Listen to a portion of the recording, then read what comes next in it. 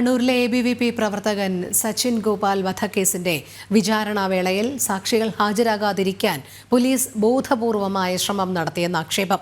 പ്രതികളായ popular front, campus front ഭീകരരെ രക്ഷിക്കാനുള്ള ശ്രമമാണ് പോലീസിന്റെ ഭാഗത്തുണ്ടായതെന്നാരോപിച്ച് BJP കണ്ണൂർ നോർത്ത് ജില്ലാ പ്രസിഡന്റ് KK വിനോദ് കുമാർ രംഗത്തെത്തി. ഇക്കഴിഞ്ഞ തിങ്കളാഴ്ച വിചാരണ ആരംഭിച്ച കേസിലെ സാക്ഷികൾ സമൻസ് ലഭിക്കാത്തതിനെ തുടർന്ന് ഹാജരായില്ല. വിവരങ്ങളുമായി മിഥുൻ പിള്ള ചേരുന്നു. മിഥുൻ, ABVP പ്രവർത്തകൻ സച്ചിന്റെ കൊലപാതകവുമായി ബന്ധപ്പെട്ട് സാക്ഷികൾക്ക് സമൻസ് നൽകാത്തത് കാരണമാണ് കോടതിയിൽ ഹാജരാകാൻ കഴിയാതിരുന്നത്. ഇത് പ്രതികളെ സംരക്ഷിക്കാൻ പോലീസ് നൽകിയ ബോധപൂർവമായ ശ്രമമാണ് എന്നും അറിയാൻ കഴിയുന്നുണ്ട്. വിവരങ്ങൾ.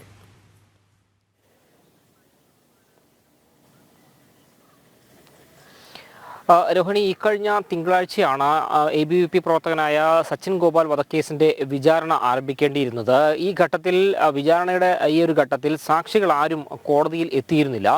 അതിന്റെ കാരണം അന്വേഷിച്ചപ്പോഴാണ് ഇത്തരത്തിൽ ഈ പോലീസിന്റെ ഭാഗത്ത് നിന്ന് കൃത്യമായി ഈ ഒരു സമൻസ് ഈ സാക്ഷികൾക്ക് വിതരണം ചെയ്തിരുന്നില്ല.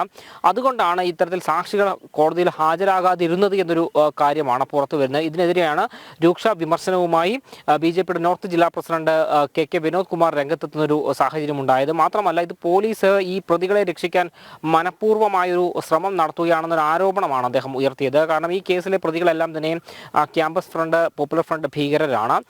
2012 ഈ ഒരു ദാരുണമായ സംഭവം നടക്കുന്നത്. അതായത് 2012 ജൂലൈ 6 ABVP പ്രവർത്തകനായ സച്ചിൻ ഗോപാലിനെ കണ്ണൂർ പള്ളിക്കുന്ന് സ്കൂളിന് മുന്നിലിട്ട് ഈ ക്യാമ്പസ് ഫ്രണ്ട്, പോപ്പുലർ ഫ്രണ്ട് ഭീകരർ കുത്തി കൊലപ്പെടുത്തുന്ന ഒരു സാഹചര്യം ഉണ്ടായത്. അന്ന് ഈ ABVPയുടെ മെമ്പർഷിപ്പ് ക്യാമ്പയിനുമായി ബന്ധപ്പെട്ട് പ്രവർത്തിക്കുന്നതിനിടെയാണ് ഇത്തരം ഒരു അക്രമം സച്ചിൻ ഗോപാലിന് നേരെ ഉണ്ടാവുകയും ചെയ്തത്.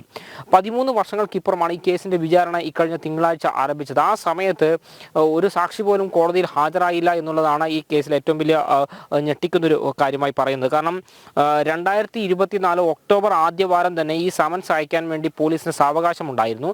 എന്നാൽ മാസങ്ങൾ കഴിഞ്ഞിട്ടും ഇത്തരത്തിലൊരു സമൻസ് പോലീസ് സാക്ഷികൾക്ക് കൈമാറുകയോ ഒന്നും തന്നെ ചെയ്തിട്ടില്ല.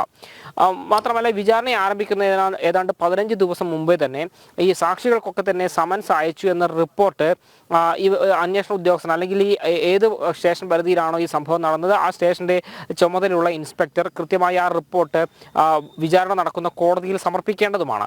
എന്നാൽ അത്തരം ഒരു നടപടിയും പോലീസിന്റെ ഭാഗത്തു നിന്ന് ഉണ്ടായില്ല എന്നുള്ളത് മാത്രമല്ല, ഈ വിചാരണ നടക്കുന്നതിന് അന്നേ ദിവസം രാവിലെ മാത്രമാണ് ഇത്തരം ഒരു റിപ്പോർട്ട് എല്ലാ സാക്ഷികൾക്കും സമൻസ് നൽകിയിട്ടുണ്ട് എന്നൊരു റിപ്പോർട്ട് ഈ ടൗൺ പോലീസ് ഇൻസ്പെക്ടർ ഇത്തരത്തിൽ കോടതിയിൽ സമർപ്പിക്കുന്നത്. എന്നാൽ ഇത് തെറ്റിദ്ധരിപ്പിക്കുന്ന ഒരു റിപ്പോർട്ടാണ് എന്നൊരു വിമർശനം തന്നെയാണ് പൊതുവെ ഉന്നയിക്കുന്നത്.